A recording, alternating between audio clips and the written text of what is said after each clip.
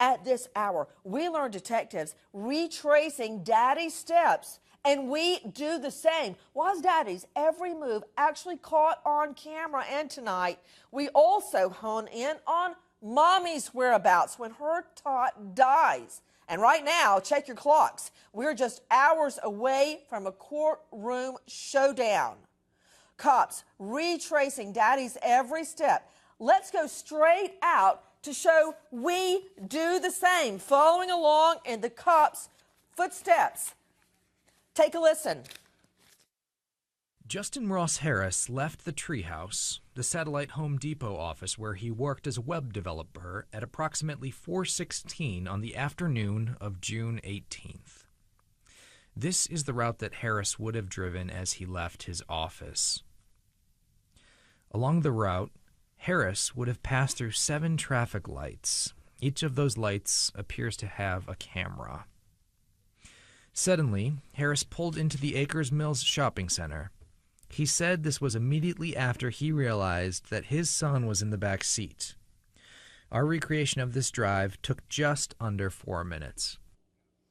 Okay, we go in the steps of police and retrace Daddy's footsteps. We also tonight hone in on Mommy's whereabouts when little Cooper dies seemingly in the back of a hot car. First, straight out to Haston Willis, reporter with the Marietta Daily Journal. Haston, this ride from the Chick-fil-A to where he parked the car was only 1 minute and 20 seconds. What do you make of it? Well, it's a short ride if there's no traffic, but that's a very, very busy area. Anytime during the morning people are going to work, it's right there off of the interstate. It may have taken them at least 3 or 4 minutes in that time, which is, to me, significant. I agree. Extremely significant. Out to Mike Duffy, who, on our staff, went in the steps of the police to retrace Daddy's movements that morning. Mike Duffy, how many stoplights between work and Chick-fil-A and other points significant to this case, including the pizza parlor? Yeah, well, Nancy, between the Chick-fil-A and his place of employment, there's exactly 1 traffic light, but there are many cameras in that area. Now, from his place of employment to the pizza place where he says he tried to resuscitate the boy, there are 7 traffic lights and multiple cameras.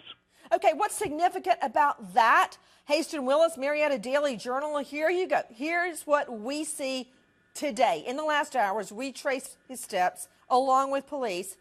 All of those red lights, Haston Willis, have cameras on them. Do they show Daddy in the back looking back at his son? Do they possibly catch the boy as he points out one red car after the next? Can it be honed in, NASA style, to determine even if the boy's eyes are open at the time he's driving along to work? All of this matters. The child is awake at Chick-fil-A, Haston. Is he awake when Daddy gets out of the car and leaves him to bake? Also, at those intersections, Haston, are there other drivers? Tell me about the intersections, Haston Willis. Well, if there's just one, there may not be too much information there, but I'd like to know is if he went back there at noon around lunchtime to check on the back seat or to check on the car, if he may have looked in the back seat at that time to look at the child. And Mike Duffy, let's talk about those 7 stoplights on the way to the pizza parlor. Yeah, Nancy, this is a very busy area. Like we said, there are many cameras. Now they're positioned in a bunch of different angles. There's a shopping mall in the area. There's a transit hub. There are many opportunities for cops to be able to piece together this route and find out exactly what happened that day. And that's not all. Joining